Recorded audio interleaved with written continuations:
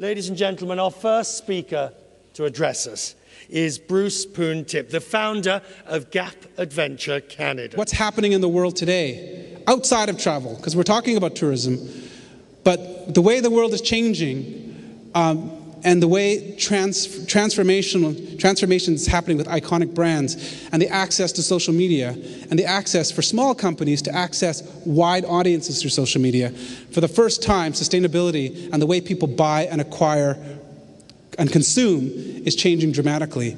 And traditionally, there was a large line between the small entrepreneur and the large corporation.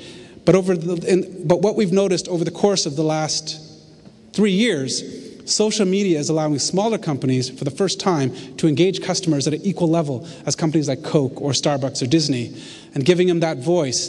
And it's all about giving your brand a personality, and sustainability and within tourism is a prime example of how we were able as an organization to engage customers around the world. There's no dominant region, even though we're based in Canada. Canada's only 14% of our travelers, but we engage people from all over the world. And it's all about engaging beyond travel, and we're able to do that today with the idea of building iconic brands, competing with larger brands that are doing the exact same things we are. So anyways, I leave you with the idea that today, sustainability is about creating employment opportunity and having local impact on social causes. We all know that environmental causes and climate change is also offering huge challenges for the travel industry, but it's very important that any organization or any country or any group that decides to go into sustainability looks at where they fit within how they define sustainability. Thank you very much.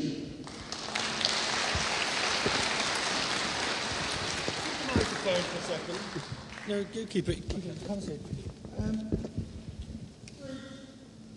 What do you think is the biggest impediment, Bruce, to sustainable tourism?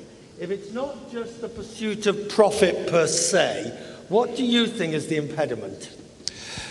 Well, I think it's the biggest challenge, I think, right now with sustainability is the amount of operators that have to retrofit their businesses in order to achieve sustainability. When you look at some of the big hotel chains, like Ritz-Carlton, Marriott, and some of the big cruise companies, their challenge isn't just looking at the future, is they have to retrofit their businesses, which is, and in order to do that, it has to make sense financially. They have to be able to see a return on that. And I don't think it's proven yet that they can see a return. So they are doing things, they are doing some things, and they're putting some programs in place, but it needs a lot more in order for it to. And the consumer has to change. Hang on. Well, we'll come on to the consumer in just a moment. But would you accept that for there to be sustainability, that also necessarily means, in some cases, people don't travel?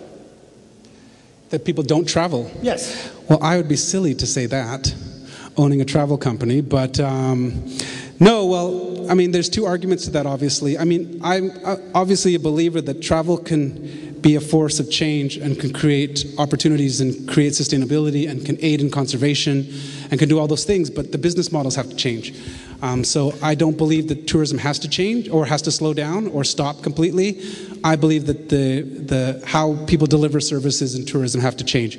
But with all entrepreneurs or any business, the consumer has to create the demand, right? So the consumer has to be more educated, the consumer creates the demand, and entrepreneurs like us create the product to consume. Did you ask for your towels to be changed? Did I ask for my... I didn't... yes. Yes, I didn't... It's different. I mean, I hung them up in order to use them again. Well done. Yeah. Well done. All right, Bruce, many thanks indeed. Thank you.